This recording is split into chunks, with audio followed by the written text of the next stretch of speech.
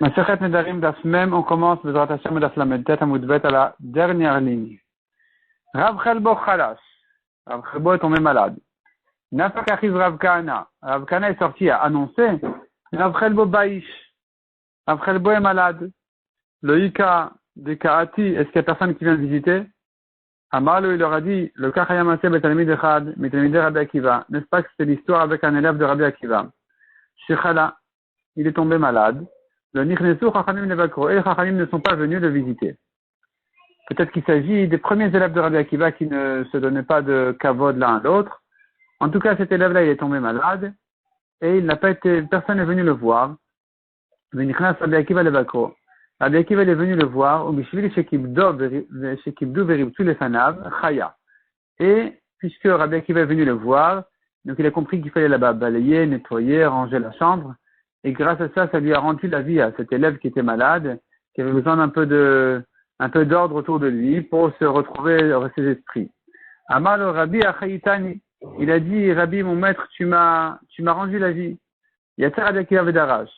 Rabbi Akiva est sorti, il a enseigné, Kol Mishel Mevaker Cholim, Kili Shofer Damim. Celui qui ne vient pas visiter les malades, c'est comme s'il versait le sang. Ki Yater Rabbi Miamav, Kol Mevaker et Acholé, Gorem le Shichye. Celui qui vient lui visiter un malade, c'est lui qui lui rend la vie, qui le fait vivre. Celui qui ne vient pas visiter les malades, eh bien, il fait qu'il va mourir, il provoque sa mort. Maïgrama, en quoi il provoque sa mort? Il est si tu veux dire que celui qui visite, il va prier pour lui qui va vivre. Et celui qui ne vient pas le visiter, il va prier pour lui qui meurt. Demande à Gemara si Amut al-Kadatar. Est-ce que tu crois vraiment qu'il va prier pour lui de mourir? Pourquoi on a dit que celui qui ne vient pas le visiter, c'est comme s'il avait tué, c'est comme si en fait il avait rapproché sa mort. Est-ce qu'il va prier qu'il va mourir? Et la kol shem mevaker cholé, en mevakesh alav rachamim. Non, on voulait dire comme ça. Celui qui ne vient pas le visiter, donc il ne va pas prier pour lui. Le shichiev le shiamut. Il va ni prier pour qu'il vive, ni même pour qu'il meure dans un cas où vraiment la situation est très désespérée. Alors au moins, il aurait pu prier pour qu'il meure et qu'il arrête de souffrir. Même ça, même cette prière-là, il va pas la faire. Et évidemment qu'il ne va pas prier pour lui de vivre. Il vient pas s'occuper de lui, de voir comment il se sent. Donc c'est pour ça qu'on a dit, celui qui vient visiter les malades, Gorem le shichie, il sait qu'il va vivre, et parce qu'il a prié pour lui de vivre, de guérir. Et celui qui ne visite pas, il pense pas à lui, donc il prie pas pour lui du tout. Et s'il prie pas pour le malade, alors on dit ici, ça s'appelle qu'il a provoqué sa mort. Rava, Yoma Kadma de Khalish, Rava le premier jour où il était malade, Amar Leon no Tiglu Leinish, il leur a dit, ne racontez pas que je suis tombé malade, de l'itra mazlé, afin que son mazal ne s'abîme pas, ne se tombe pas, pour pas que les gens disent de lui c'est un malade. Donc le premier jour encore, on peut espérer qu'il va s'en sortir, donc c'est pas la peine, non, il vaut mieux ne pas en parler. Mikan ve'elach, Amar Leon, mais après le premier jour, il leur a dit, Puku vachiz beshuka, allez raconter à tout le monde, allez annoncer dehors, Bechol de Sanililich Deli, afin que tous ceux qui me haïssent, tous mes ennemis, qu'ils soient contents que je suis malade. Et alors, qu'est-ce que je vais gagner de ça? Urtiv, or il est écrit dans le pasuk, Min Paul Ivral Tismach. Quand ton ennemi tombe, un ennemi juif, quand il tombe, ne te réjouis pas. La suite du pasuk, ou Vikashlo Aliagelibecha. Et quand il trébuche, que ne se réjouisse pas ton cœur. Péniré Hachem, le Gomer, de peur qu'Hachem voit que tu te réjouis qu'il est tombé, Veshiv Malavapo, et donc il va ramener sa colère de sur lui. Donc tu vois que quand un homme se réjouit que son ennemi juif est tombé, ça fait que Kadosh Baruch Hu, il ramène sa colère, il ramène sa colère de sur cet homme, de sur le malade. Kadosh Baruch Hu, il sera pas content de cette situation où finalement il y a un juif qui est content que l'autre il est tombé, et donc il va arrêter sa colère sur le malade, et donc finalement Rava il dit, ce serait bien que mes ennemis sachent que je suis malade de manière à ce qu'ils s'en réjouissent et que je vais guérir grâce à ça. Et que mes amis, ceux qui m'aiment, qu'ils prient pour moi. Donc c'est bien de dire qu'il est malade. Amarav, celui qui vient visiter le malade, il est sauvé du jugement du Gehinom. Shenemar Hashem Maskil Eldal. V'yomra Yemalteu Hashem. Le pasuk dit, heureux, Ashrei, heureux, Maskil Eldal, celui qui comprend le pauvre. V'yomra Yemalteu Hashem. V'yomra dans le jour mal, Akadosh Baruch Hu va le sauver. Qui est le pauvre? Ve'endal elachole. Le pauvre, c'est le malade. Shenemar Midallah Yevatzeni.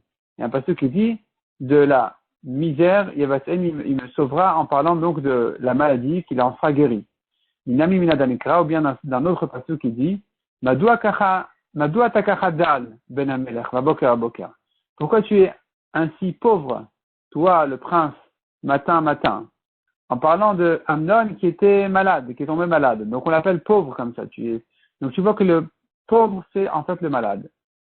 Et donc le pasuk nous dit que celui qui vient à comprendre le malade, en jour de mal, Akadosh Baruch Hu va le sauver. Qu'est-ce que c'est que le jour mal? Ve'en ra'a el gehinom. Le mal, c'est le gehinom. Ça, le malheur. Shenemar kol par Hashem emaneu. Tout Hashem a fait pour lui, en son honneur. Ve'gam racha leyom ra'a. Et même le racha, qui est réservé au jour du malheur, qui est le gehinom. Ve'im bikar masraro. Et s'il vient de visiter, quel est donc son salaire? Demande à Gemara Masraro, tu demandes quel est son salaire? Kedamar, ni talmidina shel gehinom. On vient de dire, il est sauvé du jugement du gehinom. Et la Masraro Baolamazé, non. Quel est son salaire dans ce monde-ci? Hashem Ishmereu Vichayeu, Hashem va le garder, va le faire vivre. Ve'ushar Baaretz, il sera renforcé sur terre. Ve'aditaneu benefesh oivav. Et tu ne le laisseras pas à ses ennemis. La Gemara explique chaque mot de ce pasuk. Hashem Ishmereu, Hashem va le garder, Yetzerara. Il va le garder, le préserver, le sauver du Yetzerara. Vichayeu, et il va lui donner la vie, Mina Isurin, des souffrances. Il va le sauver des souffrances. Bouchar Baaretz, il sera renforcé sur terre, chez Yuakol Mitkabdinbo. Tout le monde va s'honorer de lui. Ah, nous on est l'ami d'un tel.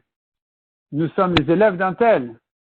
Et tu ne vas pas le laisser entre les mains de ses ennemis. Qu'est-ce que ça veut dire? Qui sont les ennemis? Eh bien, la Gemara explique comme ça. Les ennemis, ce sont des mauvais amis.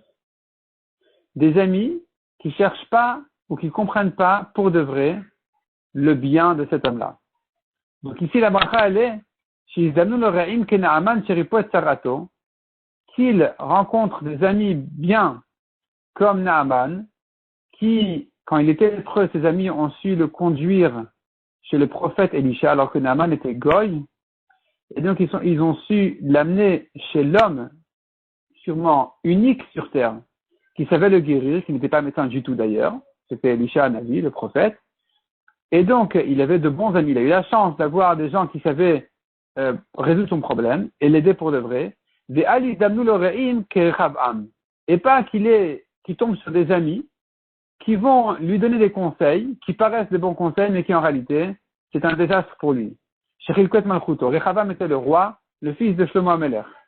Et quand il a demandé conseil à ses amis, ils lui ont donné un conseil qui paraissait bien, mais finalement, c'est ça ce qui a fait un grand rebelle, et il a perdu 10 tribus. Alors que Shlomo régnait sur les 12 tribus, lui, Rechavam, à cause du conseil de ses amis, il en a perdu 10. Quand son père Shlomo est mort, Rechavam a demandé à ses conseillers, il leur a demandé comment diriger le peuple. Est-ce que à la dure ou à la douce? Et ils lui ont dit, ton père, il était comme ça, et toi tu seras encore plus dur que lui. Ton père, il prenait des impôts, des taxes, toi tu en prendras encore plus. Et Rechavam a entendu leurs conseils, et ça a fait éclater un rebelle qui lui a fait perdre 10 tribus sur 12. Donc quand on dit ici, celui qui vient visiter le malade, Akadosh Baruch Hu va le sauver de mauvais amis, enfin de ses ennemis. Les ennemis sont des fois les amis. Les amis, en fait, ils sont ses ennemis. Comme ici, les amis de Rechavam, qui ont mené sa royauté, finalement, à une grande chute. Il a perdu 10 sur 12 tribus. Tanya Rabbi Shimon ben Elazar Omer. Si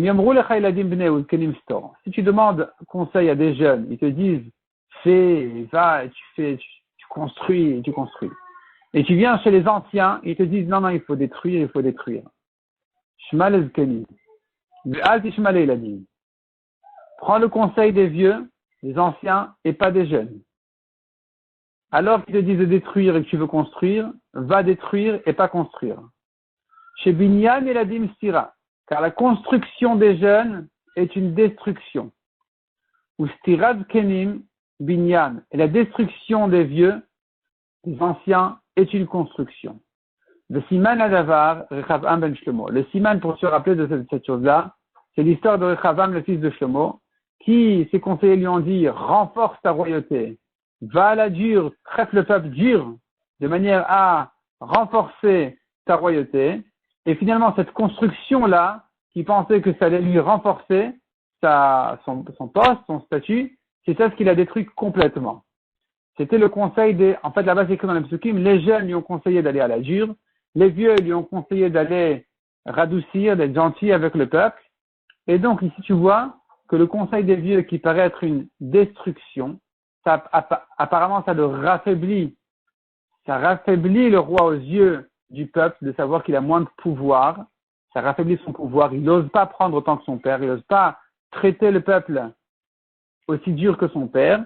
Mais finalement, c'est ça la construction. S'il avait écouté les vieux, eh bien, il aurait gagné, il aurait gardé son poste de roi sur tout Israël. Mais comme il a écouté les jeunes, qui lui ont dit, au contraire, il faut que tu te renforces, il faut que tu montres ton pouvoir, il faut que tu montres ta force, c'était ça la destruction. Donc, la Gemara a dit, là, écoute le conseil des anciens, même s'ils te disent de détruire, et pas des jeunes, même quand ils te disent de construire. Parce qu'au fond, c'est le contraire. Amar Rav Shisha Bered Rabidi. Le Lisaod Inish Ktira, un homme ne doit pas visiter le malade, l'obitlache kadmaita, de l'obitlache batraita de yoma, ni les 3 premières heures du jour, ni les 3 dernières heures du jour. Pourquoi? Afin qu'il ne se décourage pas de la tfila. Comment ça?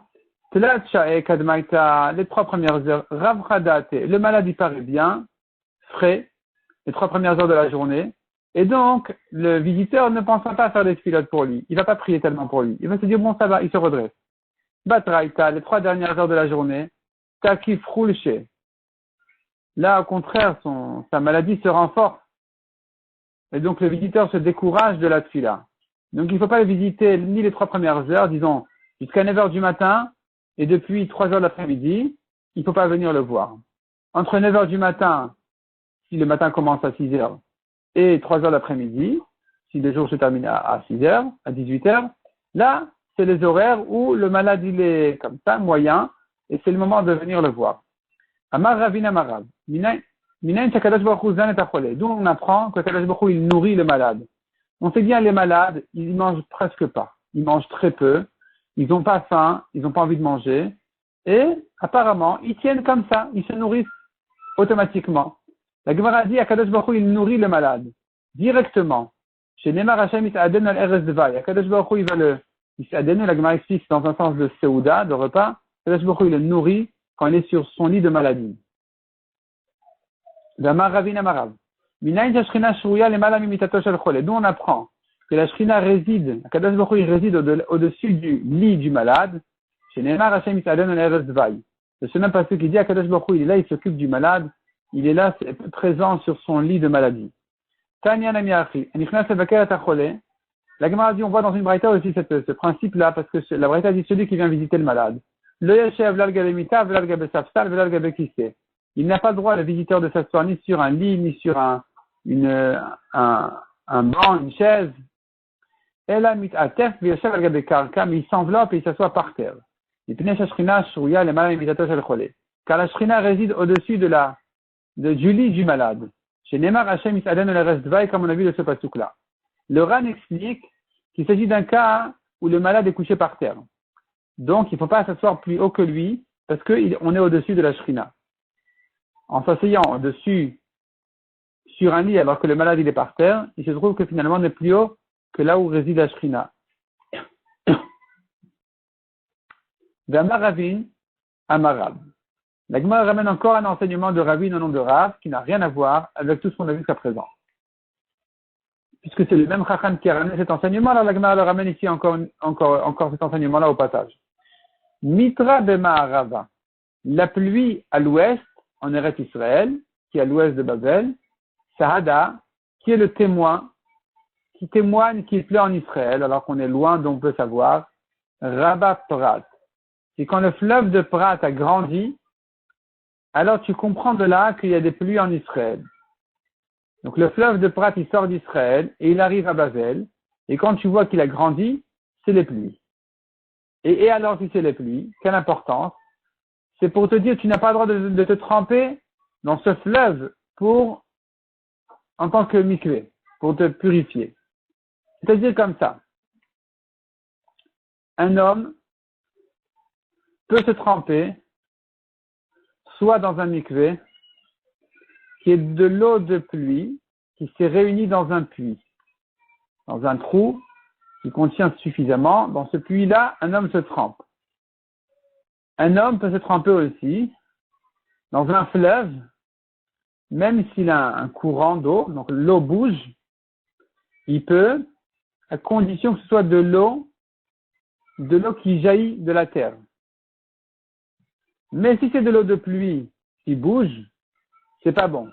Il faut que ce soit réuni. Il faut que l'eau soit dans un endroit sans bouger pour se tremper dedans. Pas qu'il y ait un courant. Donc, on peut se tremper dans un courant d'eau à condition que ce soit de l'eau qui jaillit de la terre. Mayan, ça s'appelle Mayan. Mais Mayan, metaharin bezochalim. De l'eau de source purifie même bezochalim, même quand ça bouge. Même quand l'eau avance. Par contre, Megshamim, les eaux de pluie, Metaharin Bashboren, ne purifient que dans un puits. Donc ici, le fleuve, en général le fleuve, c'est de l'eau sous la terre qui jaillit qui est enfin un fleuve. Ce fleuve-là, en principe, on peut se tremper dedans, malgré qu'il y ait un courant d'eau. Mais, quand tu vois que le fleuve a beaucoup monté, c'est la preuve qu'il a plu en Israël. Autrement dit, sache que maintenant il y a des eaux de pluie dedans, dans lesquelles on ne peut pas se tremper dans cette situation-là où l'eau coule, où il y a un courant d'eau. Donc on ne peut pas se tremper dans ce véhicule. La Gemara dit, Upliga de Shmuel. Il est en discussion sur Shmuel. Rav n'est pas d'accord avec Shmuel. D'abord Shmuel, Shmuel a dit non. Quand tu vois que le fleuve il est bien béni, il est rempli d'eau, c'est de lui-même. C'est-à-dire, c'est vrai que quand il pleut, il y a l'eau qui monte dans le fleuve, mais il y aura toujours le double qui vient de la terre de ce qui tombe du ciel. La Gemara dit dans Masechet Ta'anit, pour chaque tefar d'eau qui vient d'en haut, un tefar d'eau de pluie fait monter les eaux de sous la terre. Les eaux de sous la terre montent à la rencontre d'un tefar d'eau de pluie, 2 tefachim d'en bas. Donc si maintenant tu vois qu'il y a 3 tefachim d'eau qui sont dans le fleuve de plus que d'habitude, sache que il y en a 2 qui viennent d'en bas et un qui vient d'en haut. Donc c'est pas des eaux de pluie, c'est des eaux de source. Et donc on peut se tremper dedans. Même s'il y a un courant, on peut se tremper dedans. C'est ce que dit Shmuel. Nara, le fleuve, mikipe mitberich. De sa source, il se bénit. Il se bénit plus de sa source qu'il est béni d'en haut.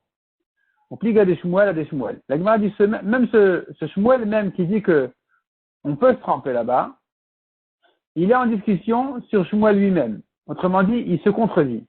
D'Amar Shmuel, car Shmuel lui-même a dit ailleurs, les eaux ne purifient des ochalim quand ça coule, quand il y a un courant, et la prat biomet isher bilvad. Uniquement le fleuve de Prat, pendant le jour de Tishré, c'est-à-dire en automne, où là, il n'y a plus de fond de neige qui s'ajoute dans le fleuve, il n'y a plus de pluie, les pluies de l'hiver sont terminées, les fonds de neige sont terminés aussi. Là, on est maintenant en veille d'hiver, et donc le fleuve, il est vraiment en minimum. Il n'y a rien qui vient s'ajouter sur le fleuve qui jaillit de la terre. C'est là où tu peux tremper dedans. Sinon, tu dois craindre qu'il y ait une majorité d'eau. Une majorité d'eau de pluie qui rend le fleuve pas saoul. Donc, tu vois que Shmuel ici, il est en train de dire, finalement, de se contredire, et de dire que s'il y a de la pluie dans le fleuve, s'il y en a une majorité, ça rend pas soul. On ne peut pas se tremper là-bas. Donc c'est une contradiction dans Shmuel. Si on craint les pluies, on ne craint pas. À voix de Shmuel, passons maintenant au père de Shmuel. Avadlon mikvaot lebnate biyom Nissan. Il faisait des mikvaot à ses filles pendant les jours de Nissan en printemps, ou mafti biyom Tishrei. C'est-à-dire qu'à voix de Shmuel, il craignait aussi les pluies, et donc pour que ses filles puissent se tremper au mikveh, se purifier, qu'est-ce qu'il faisait? En hiver, elles ne pouvaient pas se tremper de toute façon dehors, parce que l'eau était froide. Donc ils avaient des mikvot dans les maisons ou quelque chose comme ça. En été, elles voulaient se tremper dans le fleuve. Qu'est-ce qu'il leur faisait? Ils craignaient les fonds de neige. Ils craignaient qu'il y ait une majorité d'eau, de pluie ou de neige dans le fleuve. Et donc, ça, on ne peut pas se tremper dedans comme ça. Donc, qu'est-ce qu'il faisait? Il leur faisait des puits à côté du fleuve. Il creusait là-bas dans la terre. Il amenait l'eau du fleuve là-bas, dans ces mikvot en question, dans ces puits en question, de manière à ce que l'eau ne bouge pas là-bas, que l'eau stagne et qu'elle puisse se tremper là-bas en Nissan. Et de même tout l'été. Une fois que l'été s'est terminé et qu'on n'a plus à craindre les fonds de neige, c'est terminé, là, il laissait ses filles se tremper dans le fleuve. Donc, il leur faisait cette fois-ci des tapis de roseau. C'est ce que dit la Gemara. Avad le mikvot, il faisait des mikvot à ses filles biyom Nissan, en Nissan jusqu'en Tishrei, tout l'été. Il leur faisait des mikvot parce qu'il craignait les fonds de neige, donc il ne laissait pas se tremper dans le fleuve. Ou mafte biyom Tishrei, et quand il arrivait les jours de Tishrei, il faisait mafte. Mafte, c'était des tapis de roseau, c'est-à-dire que il les laissait se tremper dans le fleuve, mais il leur mettait des tapis de roseau à leurs pieds pour ne pas qu'il y ait de la boue qui leur salisse les pieds au moment où elles se trempent. Ou bien des tapis de roseau en tant que tsniout, pour les cacher de l'œil des gens, qu'elles puissent se tremper de manière discrète. Et donc tu vois ici que le père de Shmuel est Rav, et Shmuel lui-même, dans un de ces deux enseignements, craignent les eaux de pluie. Tout ça, ça va contre l'autre enseignement de Shmuel qui a dit, on n'a rien à craindre, on ne craint pas les eaux de pluie, parce que le fleuve, de toute façon, il jaillit de lui-même le double de la pluie, et s'il pleut beaucoup, alors il y aura encore plus d'eau qui va venir d'en bas, et donc on peut toujours se tremper dans le fleuve selon cet enseignement-là de Shmuel qui est contredit par Rav, par Shmuel lui-même, et par Avoua de Shmuel.